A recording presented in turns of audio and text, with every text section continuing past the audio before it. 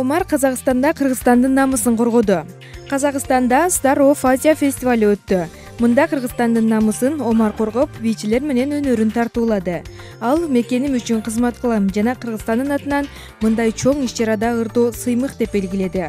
Анын көрмөндөрү кут болсун, сен татыктуусуң деген тилектерин айтып жатышат. Эске салсак, фестивалда Омар кыргызстандык алгачкы конок болду. Кыргызстанда аракети менен айырмаланган, жакында эле жеңесине ашык болгон клип тарттырып, ага утали ыр жаратып, жүрөгүм деп секирип ырдап жүргөн Дайыр Исмадияров Кыргызстанда белгилүү ырчылардын бири. Чыгармачыл инсандын аракетине сөз жок, жоктон бар кылып, бардан жок кылып, башкаларга караганда китепти да көп окурун айтат. Жакында эле Дайыр мырзанын жубайы кош бойлуу экенин жергиликтүү ММКлар жазып чыгышкан. Бирок бизге жеткен такталган маалыматтарга караганда Дайыр Исмадияров аялы менен жарашкан эмес. Маалымат булагы Nazar News сайты.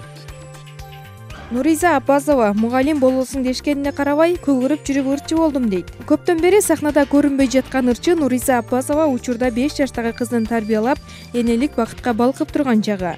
Акыркы убакта сахнада көрүнбөй кеткен ырчы айым бизге маек куруп, балалык дүйнөсүнө ээрчитип барды.